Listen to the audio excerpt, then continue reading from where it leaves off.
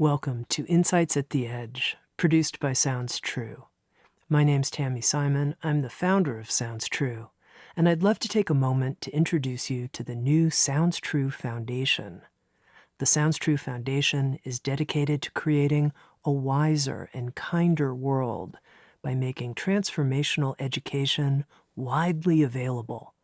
We want everyone to have access to transformational tools such as mindfulness, emotional awareness, and self-compassion, regardless of financial, social, or physical challenges. The Sounds True Foundation is a nonprofit dedicated to providing these transformational tools to communities in need, including at-risk youth, prisoners, veterans, and those in developing countries.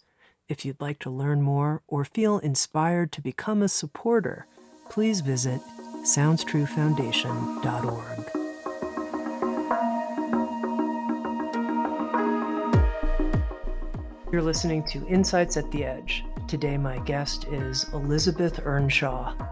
Liz is a licensed marriage and family therapist, the founder of A Better Life Therapy, and a certified Gottman Method couples therapist. She specializes in the areas of infidelity and betrayal, grief and trauma, and she also trains and supervises new therapists who are seeking their licenses in the counseling field.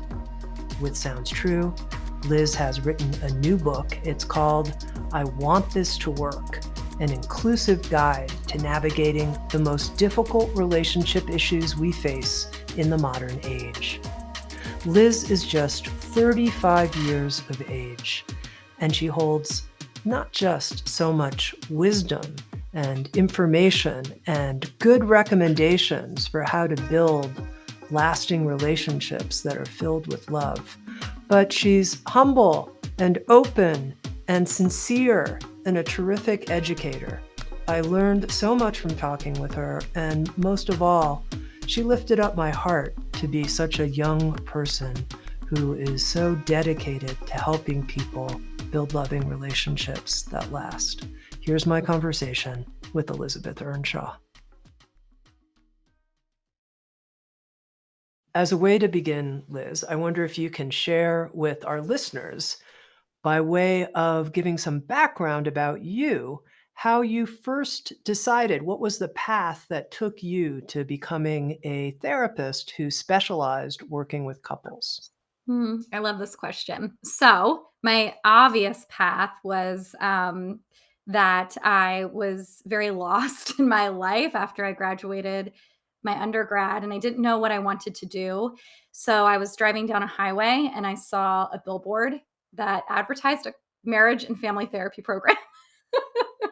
And I said, that's calling my name for some reason. I'm interested in it. And I applied for it and I got in, and the rest was kind of history. But the less obvious answer is that clearly I was drawn to that for some reason. Clearly that spoke to me for some reason, which is that I think that I grew up, like so many of us, in very dysfunctional kind of relational dynamics. And from a young age, I was always fascinated about how relationships worked. I always wanted to understand them. I always felt like I was watching people and thinking, what are you doing? Why are you interacting this way? And so to me, it's been kind of like a lifelong journey to figure out how to have healthy relationships for myself and to also help others do that as well. So, Liz, I'm under the impression, tell me if you think this is accurate or not, that doing couples work is some of the most challenging therapeutic work, both for the therapist and the couple that's in therapy. Do you think that's true? For me, I've actually found it to feel easier to do in the actual session, but I have heard from others that it feels really challenging for them because I think conflict is really uncomfortable, even for therapists to be in the midst of. So it is absolutely challenging. And for me, there's something about how dynamic it is.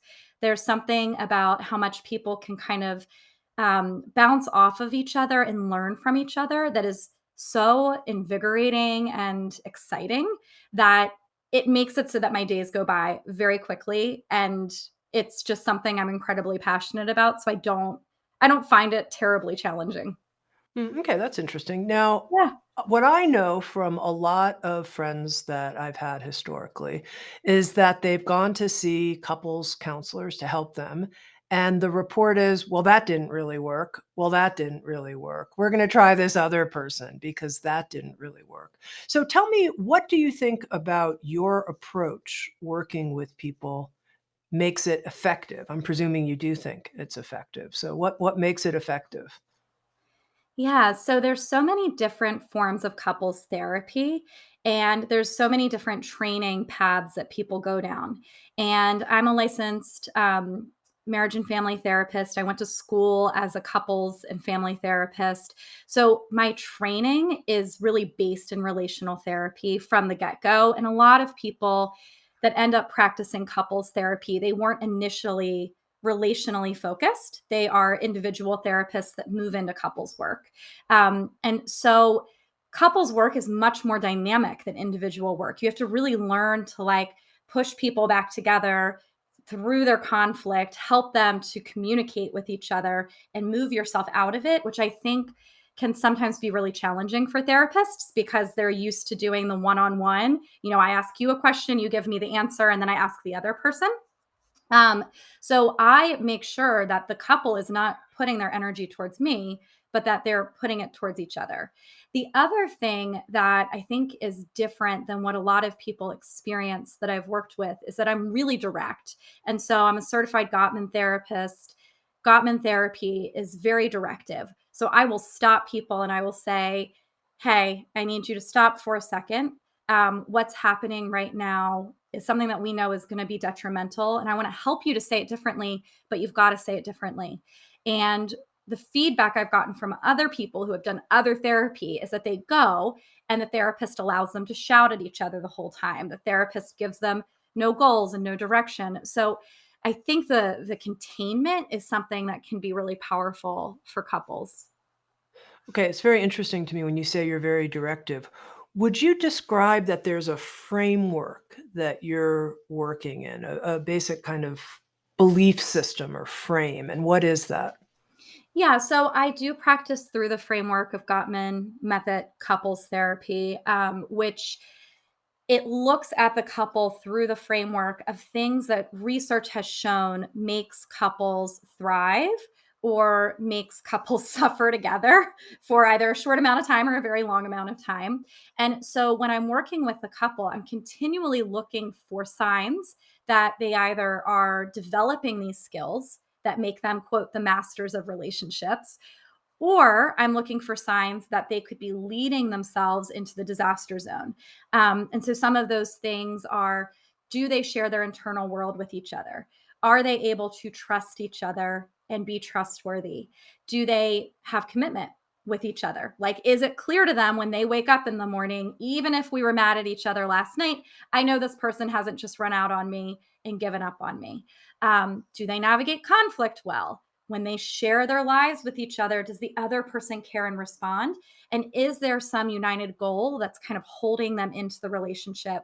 Or is it like really diffuse? So I'm constantly looking for those things to kind of create the goals for therapy. Now, you mentioned your training in the Gottman method and that the Gottman method is research based. Can you share with us some of the research? This is what works, this is what doesn't work, and this is the research underneath that. Yeah, it's fun to talk about because I think a lot of the time, especially with relationship work, it feels so I don't know what word to use, floofy. Like we don't realize that there's definitely research underneath it. So the Gottman Institute has been studying couples since the 70s, and they have studied them in many forms. So they've had them in love labs, they've put them into apartments together where they've watched them interact. They've done all sorts of things to watch couples. And what they have found are a couple really interesting things. Number one, they've been able to, and they actually hook people up to machines to monitor their heart rates while they're talking to each other. They code their interactions, they follow them over many years to see if they stay together or they break up. And if they do stay together, even more importantly, are they happy and fulfilled with each other?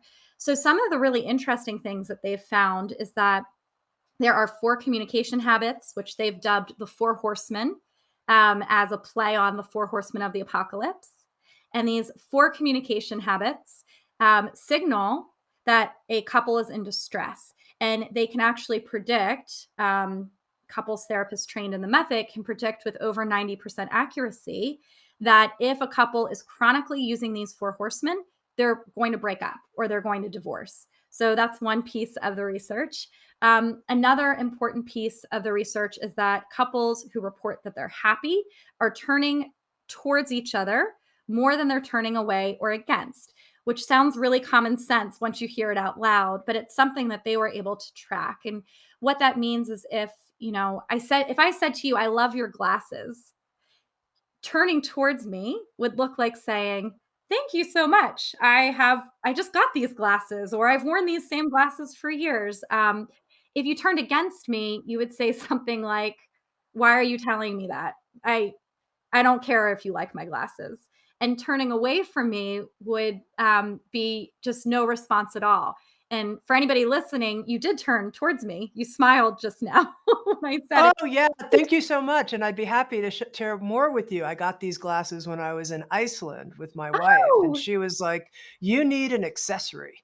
I So, love yeah, it. but anyway, I definitely wanna, turn towards You you, turned towards me. Liz. Thank you so much, and, I have to say, I really like the way you have your hair pulled back and that it Yeah. shows your eyes so beautifully. Thank you. So, but you did a beautiful job of turning towards before you even said anything. And because you looked up, you were taking notes, and you looked up and you smiled at me. And when we track interactions and relationships, they just have to be these small moments, actually. You could have said nothing else, just the smiling at me made me already feel safe to turn towards you again. And so you did that, and now I'm going to keep turning towards you the rest of the call because you made me feel safe. But we can track this with couples, and the research shows that when couples are turning towards 80% or more of bids, that they are, and me saying that to you as a bid, that they are more likely to stay together, and that they are more likely to report being happy. If they don't do that, then they're more likely to be unhappy. So, those are some of the most fun research findings to share. Yeah, and I want to talk a little bit more about both of these different categories of research findings. You mentioned the word bids, so let's just describe what's that when a couple is making a bid for connection in some way with each other. Yeah. So bids for connection are big and little moments where people are trying to connect with each other. And we do these with strangers. So if I go into Starbucks and I say to somebody, "I love how you changed your hair this week. It looks so pretty." I'm making a bid. If I hold a door open for someone, I'm making a bid. But with our partners, we make all sorts of bids. We might say something like, "Wow, did you see how beautiful it is outside?" Or we might make a sound like, that's a bid. Or we might be very direct and say, "Can you give me a hug?" So there's all these things we do to get response from the other person. There's positive bids. So the things I just mentioned are positive. And there's also what we call negative bids, which might be picking a fight, rolling your eyes, any of those types of things to get attention. But we do these things to connect. And if I understand you right, when our partner makes a bid for connection, whether it's small or large, what's going to predict whether we'll be happy years from now is if I turn towards, turning against might mean saying something like, who cares? Or, harumph, or I don't know what. And then turning away would be just ignoring them Yeah. altogether with. Yeah, turning against has been found to be the most detrimental. Or sorry, no, turning away has been found to be the most detrimental, which is interesting because you would think it's not as mean. But when people are turning away, there's no energy anymore. And if there's no energy, there's nothing to work with. Turning against is exactly what you said. It's being like, "Harumph, I don't care. Why are you talking to me? Your idea's stupid." But that can still be worked with in many ways because then the person can push back, they can get in an argument, and they can kind of figure it out. But yep, exactly. Just what you said. The silent treatment really doesn't work. Not a good strategy. Not useful. Not No. useful, and being on your cell phone when your partner's trying to connect with you, not useful. There's so many things right now, I think, that are really escalating the amount of times that we turn away that just weren't present before. So it's a huge problem right now. Okay, now let's talk a little bit more about these 4 communication habits that you also said were research-based. And, your new book, I Want This to Work, it covers dozens and dozens and dozens and dozens. It's packed, it's dense. It covers a lot of different skills you can use to be successful, bonded, happy, interdependent, to use your word, in relationships, and we'll talk about that. But I'm starting with this research-based work from the Gottman Institute because I noticed it really got my attention. And I think maybe that is because I find the whole relational field like a big ocean to swim in, and you bring in, "Oh, this is research-based," and I sort of sit up and I think, "Oh, good, somebody's gonna tell me something that there's some evidence behind it." So, okay, so let's talk about these 4 communication habits. In the book, you offer antidotes to each one. Yeah. So instead of criticism, you offer the antidote that instead of criticizing our partner, we can put the problem in front of both of us and talk about it as a need. And I'm wondering if you can give me an example of that, of how a couple perhaps might have been criticizing each other and then made this shift. Yeah, I'll use the very cliche dishes example that couples fight over.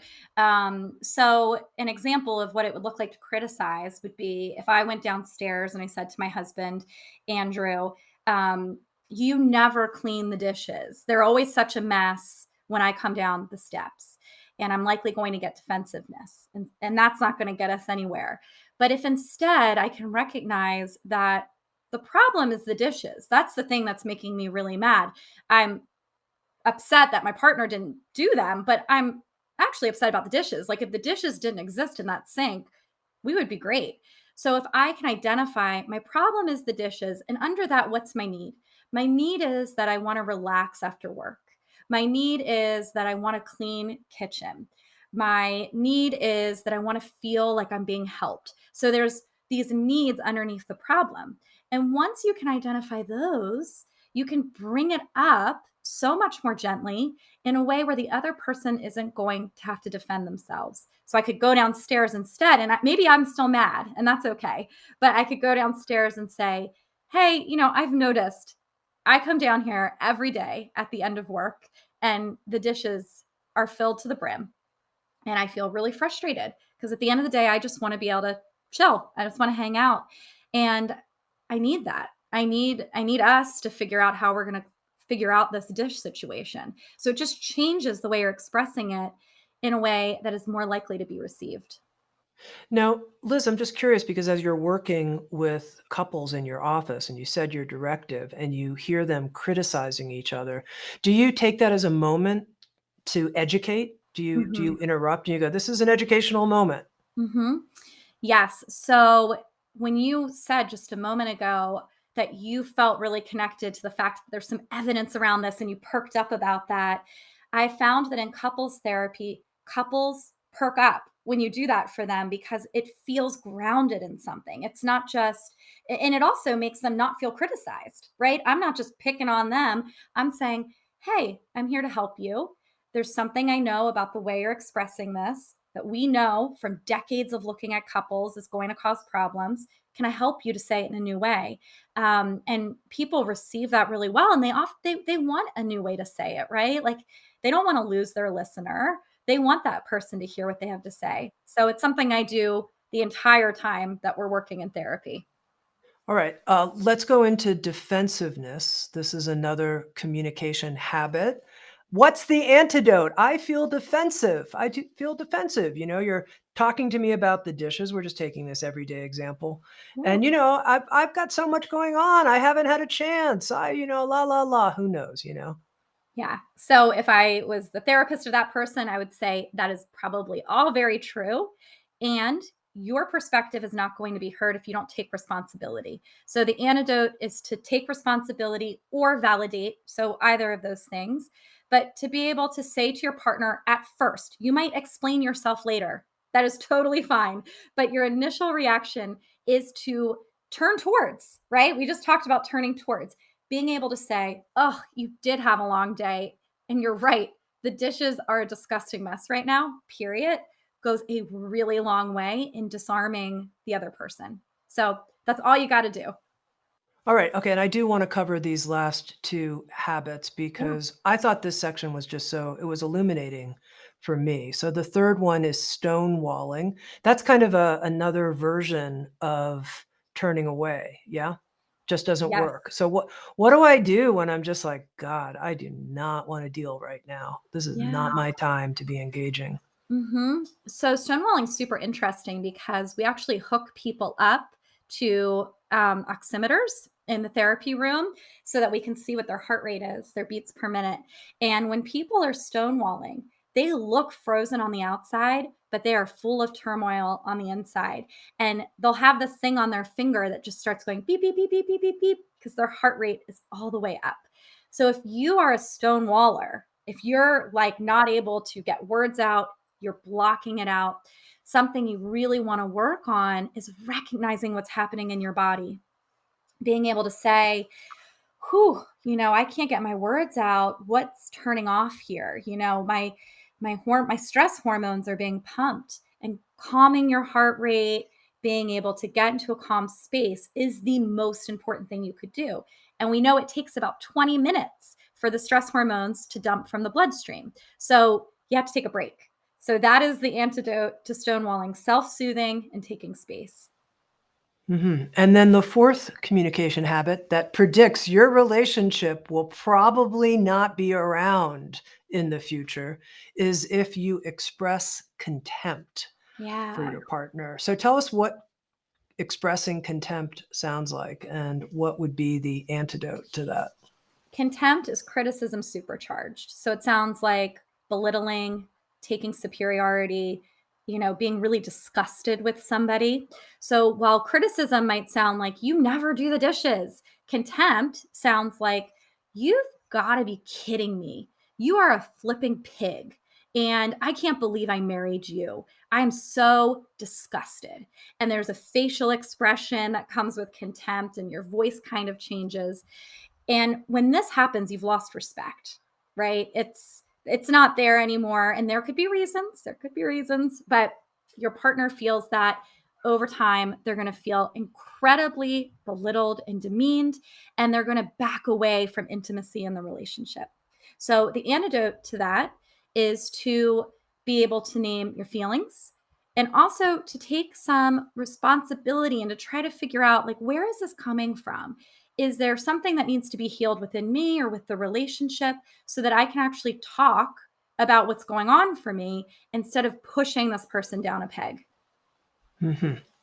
All right. So this is some of what you learned from the Gottman research. What I'd love to know is in your work with hundreds and hundreds of couples now, work that you enjoy, that seems to come naturally to you, when you meet with a couple and you think, oh, here are these indicators. I see these indicators. I think this couple, they are on their way. They've got it. I'm going to put my money on them for the 50-year joyful growth run. What is it that you see? What behaviors?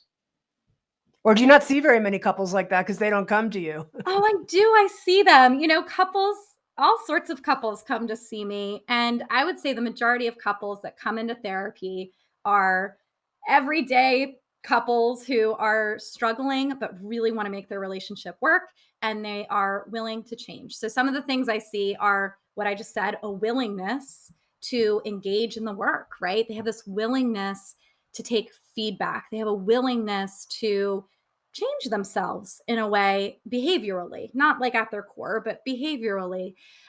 So that is something that I look for. I certainly look to see that couples are turning towards each other. I look to see how they're telling their story.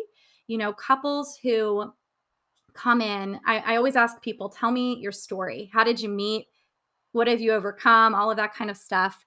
And when they come in and they say, I don't really remember what I liked about them. I can't even remember how we met. Everything's been crap. I tend to be a little concerned because that often means that it's at a place where they have waited way too long to get help. It does not mean it can't turn around, but it's a little precarious at that point. Um, because we know that the way people recount the past is more based in what's happening in the present than what actually, in terms of the relationship, um, than Oh, what that's actually interesting. I didn't know that. So if I happened. tell the story of how I and my partner met and there's all this love and ooey gooey, that's not necessarily because of what actually happened 20 some odd years ago. It's because of how I'm feeling Yeah. about the person today. Whereas if I tell it in a kind of flippant, like who cares way. Yeah. Huh. So it's not really about the actual thing that happened 20 some No, odd years ago. because our memories are Interesting. always changing and they're changing with information that we have. And so when I meet with couples who are in high levels of distress, they will almost always, at like 99.9% of them will tell me how annoying the person was at the beginning, inconsiderate. I should have seen the red flags. I should have seen like all of these things. And I will really try to get in there. Like, but what was it that you thought was really lovely? What made you want to go on the first date? I don't even remember. I don't know what made you want to go on the first date. I know that they're in a pretty bad spot because even couples who are struggling, that still have what we call the positive perspective, even when they're struggling, they can tell me what they liked about the person. Once you can't tell me what you like about the person anymore, you've gotten into what we call negative sentiment override, which means that anything good about them is being buried beneath your anger, your resentment, your characterization of who they are. Hmm. Okay. Now, one of the things you share right towards the beginning of I Want This to Work is this notion that there are three R's when it comes to cultivating a healthy relationship.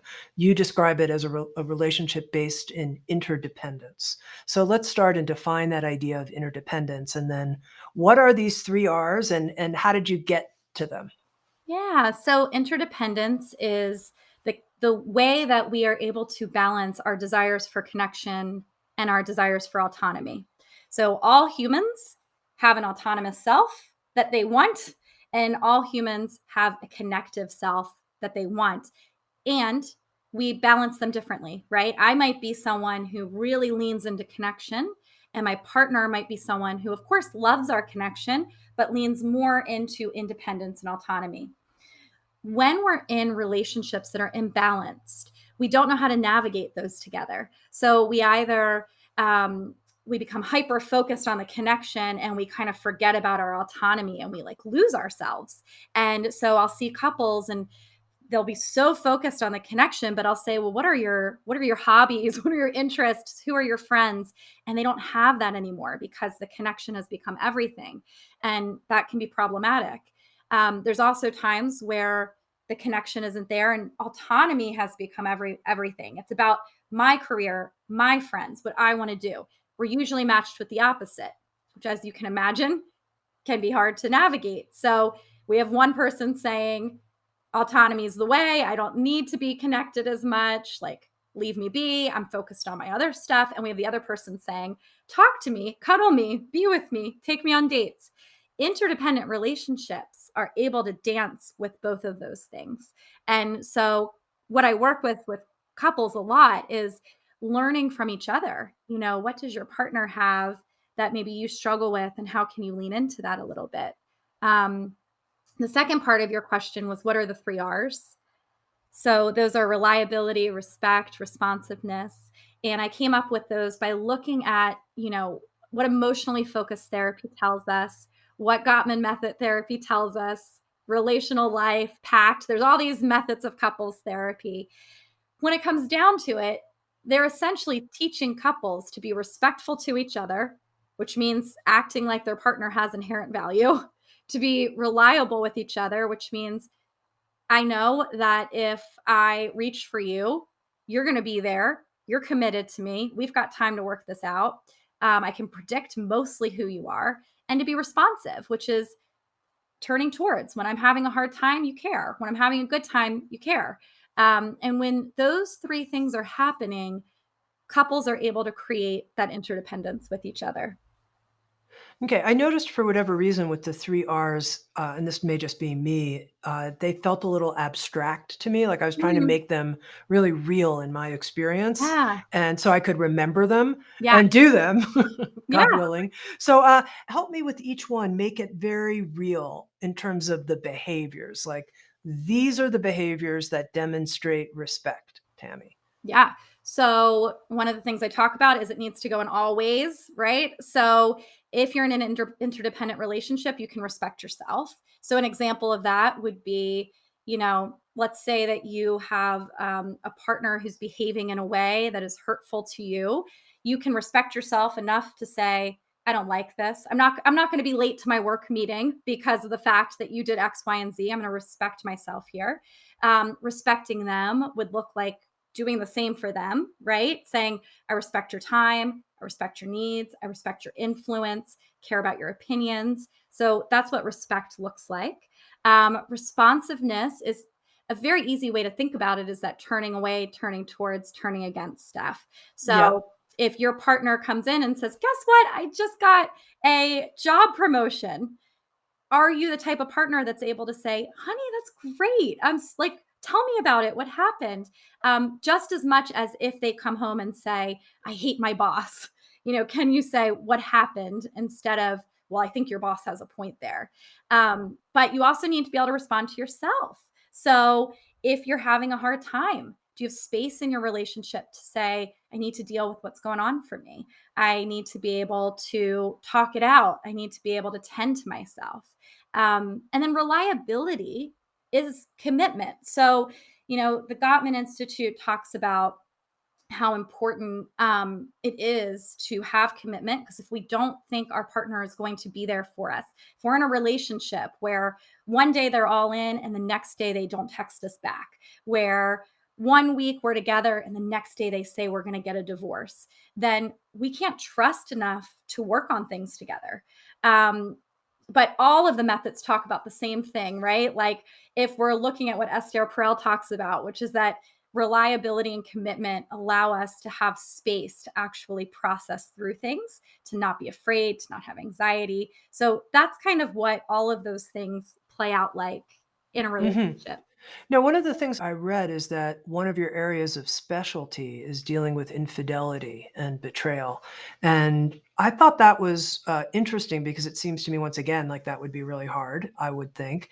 And I'm curious how you help couples once there's been this breakdown of reliability. How do you help people trust again?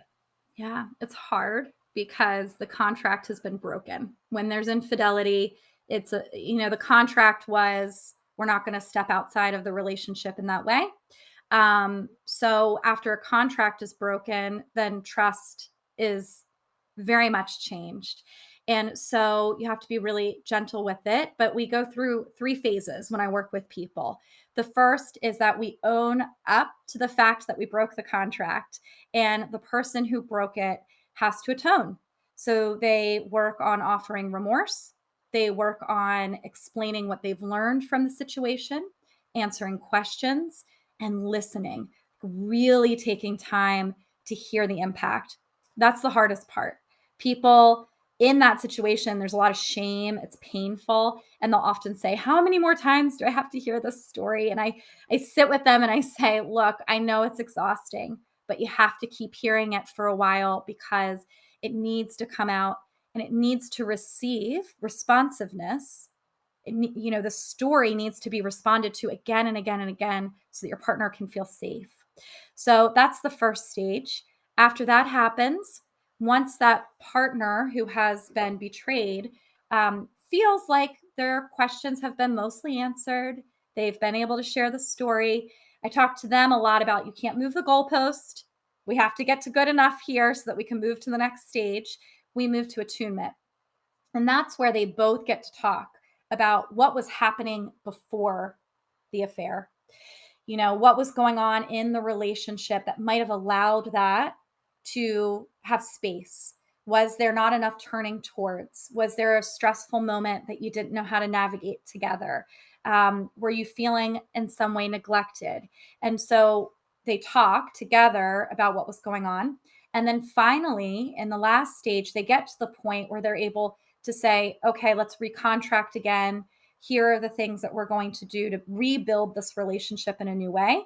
And we call that stage attachment. Okay, just to ask you a kind of mathematical question, I'm just curious. So, the couples you work with where there's betrayal and infidelity, would you say what percentage, 50%, more than 50%, are able to get to attachment and moving forward together, or less than that? I would say more than 50%. Yeah, maybe like 60% or so. A good number of people who come in after infidelity, they do remain in their relationship. The times where that does not happen is when the other person continues to lie. So it people can almost always find a way to trust and recommit again if there's just complete transparency and honesty. And sadly, though, a lot of people will come in and they'll say that they're being transparent. And then 2 weeks later, and it breaks my heart, the partner comes in and says, I found another email. I've asked you 80 times, are there any other emails? You said no. I found another email.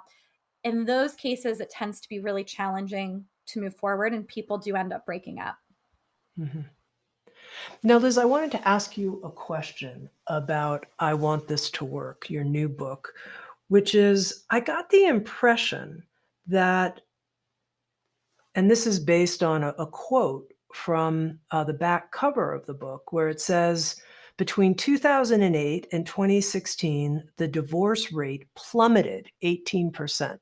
So I got the impression, I want this to work, that perhaps people who are getting married, maybe people in their 20s and 30s, people who are getting married in the last couple of decades, have more of an investment in having their relationships work and learning these skills and et cetera, than previously in other times. Is that true? Is that part of what you're seeing? Yeah, I'm seeing, and that's where the title came from, is I see so many people come in and say, like, we're really invested in making this work. And both people coming in and saying that it's not that kind of um, old example of a couple where somebody's pulling the other person in. I have people where they're both coming in and they're saying, we really want this to work. And I think, and I would love to hear if you have thoughts as well and theories. I think some of that comes from so many of the people I work with grew up in families of divorce.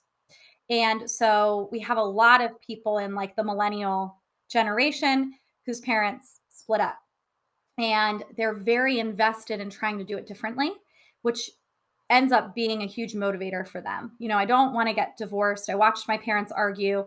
I watched them turn away from each other.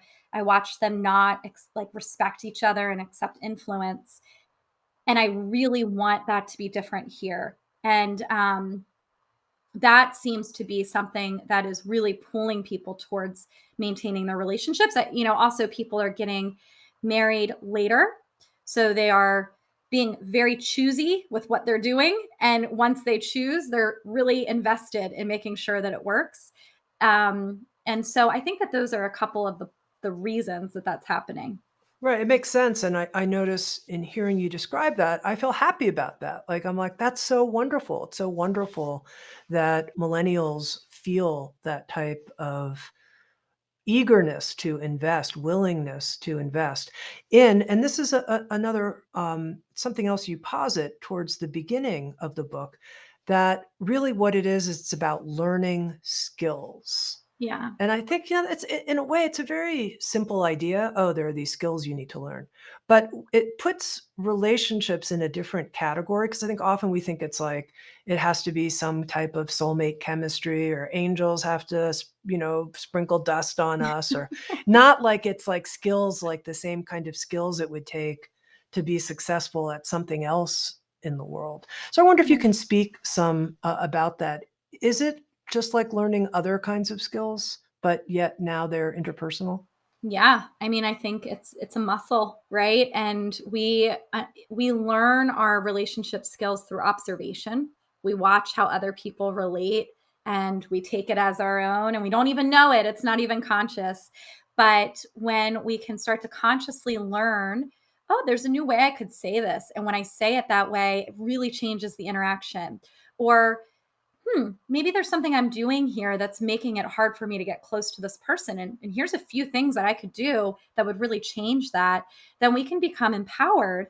And it's like anything else, when I take a yoga class, I am always out of alignment because I don't know how to hold my body the right way. And when the instructor comes over and like it's helpful to me and moves me to a way that I'll feel more comfortable and in alignment, all of a sudden I'm like, oh, that's how it could feel. Now I know how to do it, and then I can hold myself differently.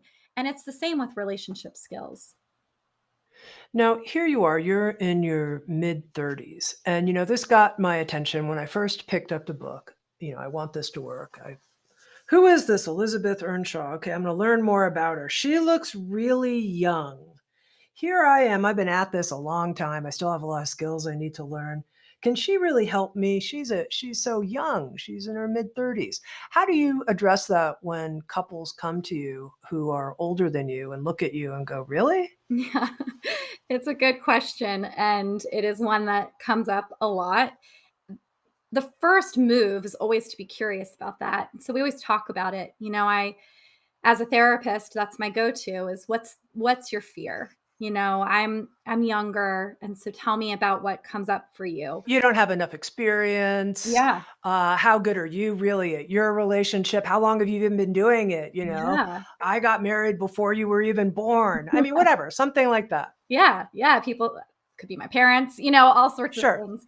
And so everyone gives different answers. Some people say, "I don't think you know enough." Some people say, "You're the age of my daughter." Some people say, "Yeah, you weren't even alive when we got married."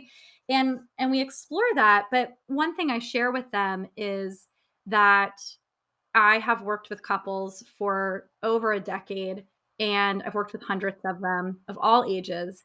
And that what I've seen is that the issues that present are consistent, and that I know the research, I know the skills that will help them. And I think that I can direct them and contain the situation enough to really help them move forward.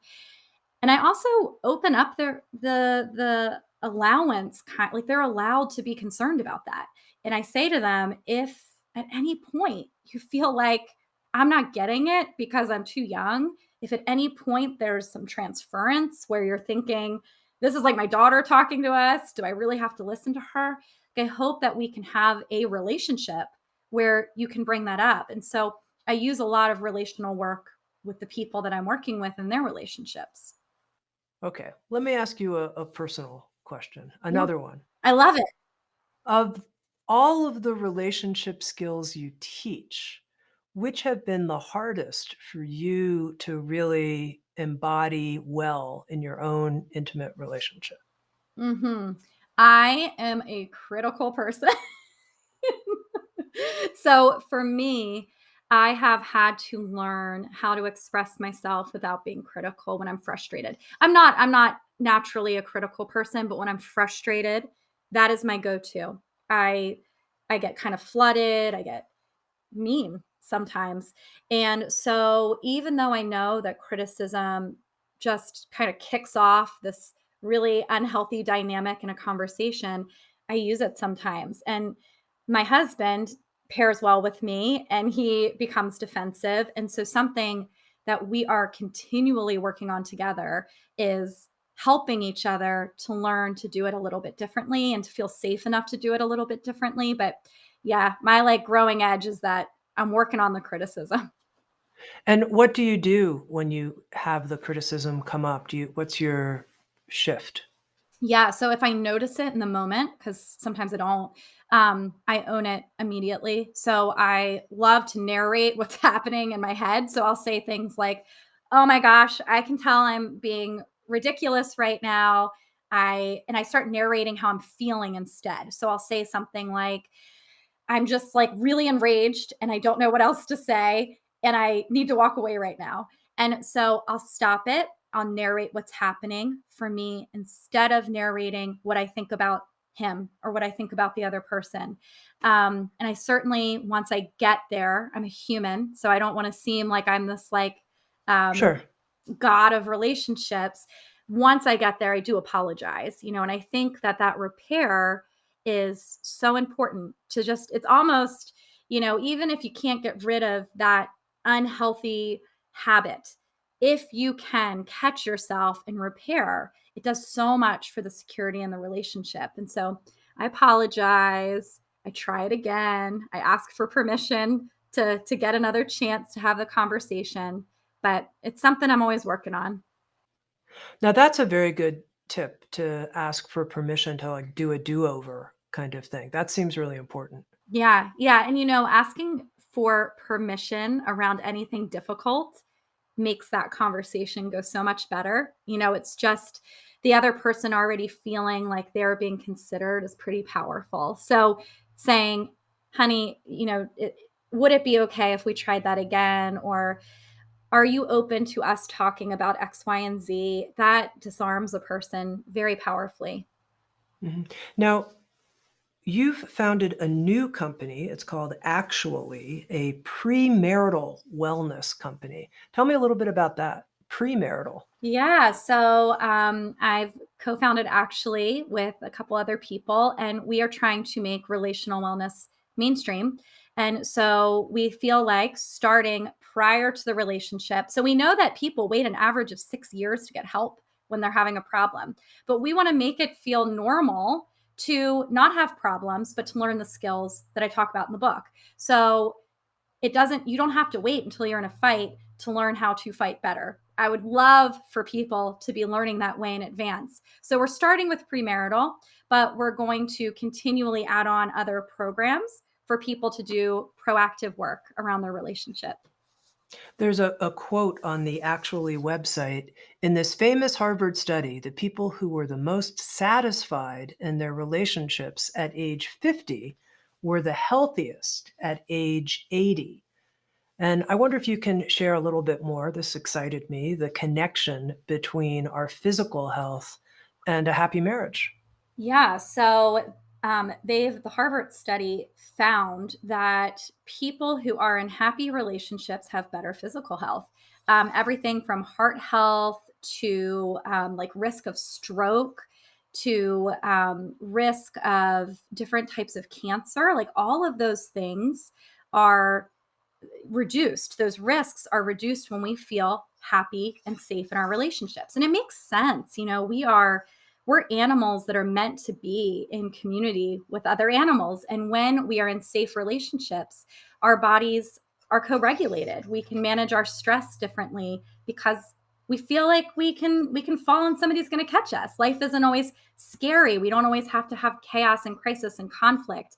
And so in those safe relationships, and because of the fact that they make you feel secure, you're going to be taking really good care of your heart. You're going to be taking really good care of all of those stress chemicals that get pumped through your body.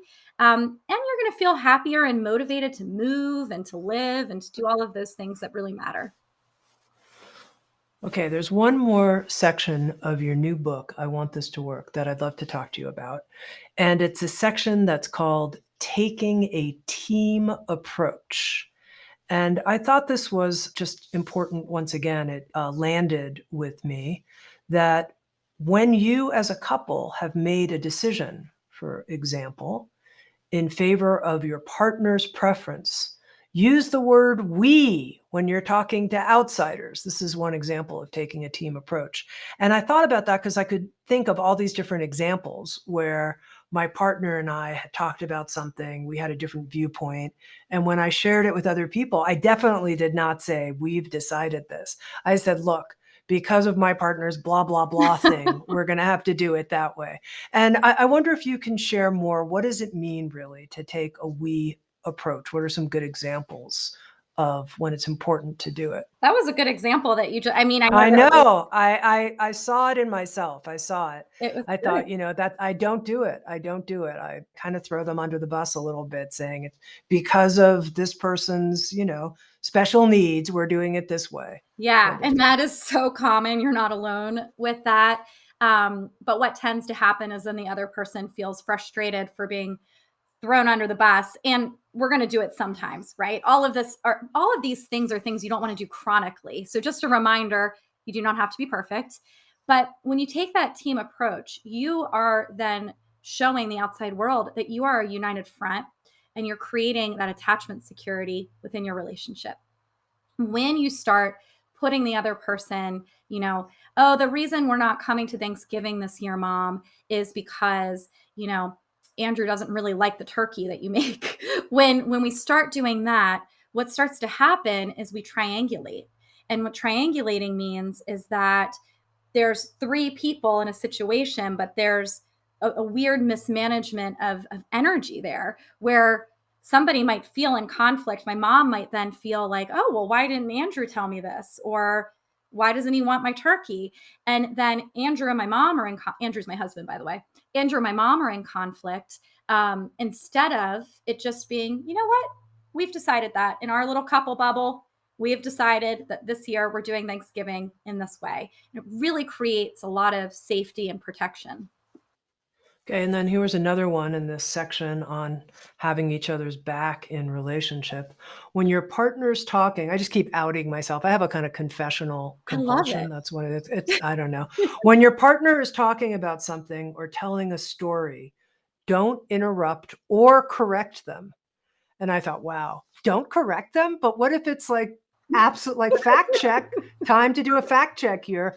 But no, and I can also see how it's more respectful not Yeah, to correct them. But yet it's exactly. like, okay, just let it slide? Really? Ah, it kills you, right? Well, so respect, going back to those 3 R's, you don't have to let things slide, right? But is there a way to address it when your partner isn't going to be embarrassed, shut down in the moment? So if your partner is telling a story, and I can think of times I've done this, where we've been out and my husband's telling a story about something we did, and I'm like, don't over exaggerate. That's not what happened. And then, I've taken the wind out of his sails because he's entertaining people with his story, or this is his memory or whatever. And then everybody else around us is like, ooh, why isn't Liz on Andrew's? Like, what's happening between Liz and Andrew? That's awkward. What are we supposed to do here? So, if it's really, most of the time you don't have to fix it, 'cause what's it matter? But if it's really not factual, later on in private, you could say, honey, what was that story earlier? You were telling people that we won $1,000 at the slots last week. We did not win $1,000. Why did you say that? And you can work it out together as your united front. But you just kind of want to be cautious about making your partner feel embarrassed in front of other people. Yeah. No, I thought this was a good insight. In the same section on making sure you have each other's back in relationship, you write about not allowing other people to be disrespectful of your partner. And I wonder what you would suggest if somebody said, God, blah, blah, blah about Andrew. He can really be difficult. And come on, how do you deal with it? Something like that. What would you say in that kind of situation? Especially the person might even be saying something that kind of seems right. Yeah, I know. Yeah, kind of. But that doesn't, but you're right. What do you So, say? I think obviously I like real human talk. I'm not going to tell you that you have to be fluffy and be like, "Oh, thank you for sharing your insight with me." But I think that you can sidestep it. If it feels real to you, you might say something like, "I can hear where you're coming from." And honestly, I don't want to talk about Andrew right now. The other thing and this is for all relationships, people triangulate each other, which means that they have anxiety with another person and they don't want to deal with it directly. So they put it into somebody else.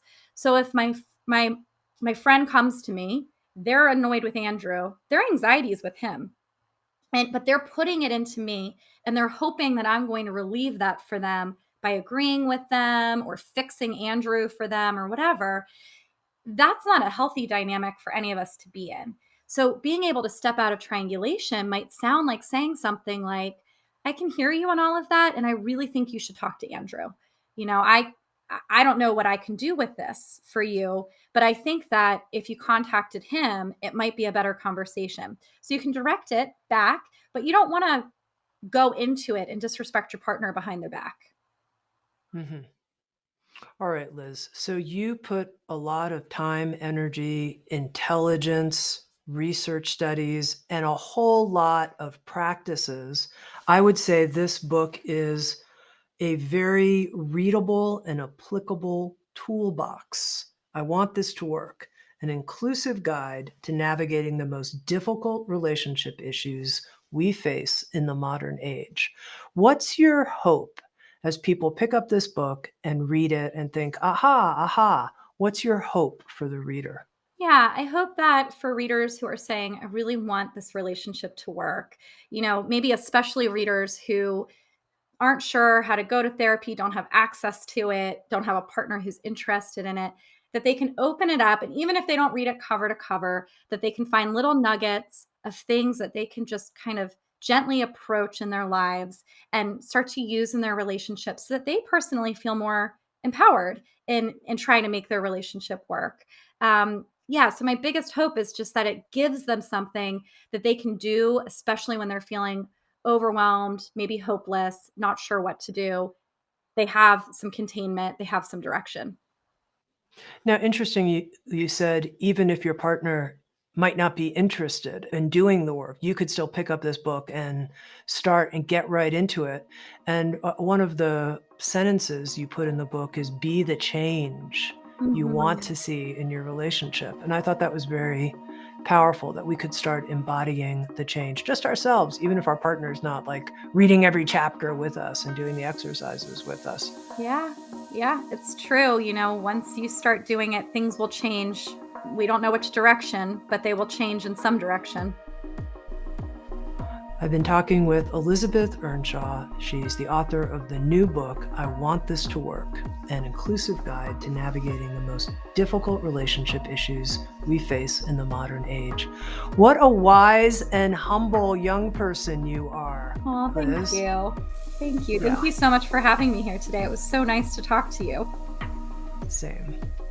Thank you for listening to Insights at the Edge. You can read a full transcript of today's interview at SoundsTrue.com/podcast. And if you're interested, hit the subscribe button in your podcast app. And also, if you feel inspired, head to iTunes and leave Insights at the Edge a review. I love getting your feedback, being in connection with you, and learning how we can continue to evolve and improve our program. Working together, I believe, we can create a kinder and wiser world. SoundsTrue.com, waking up the world.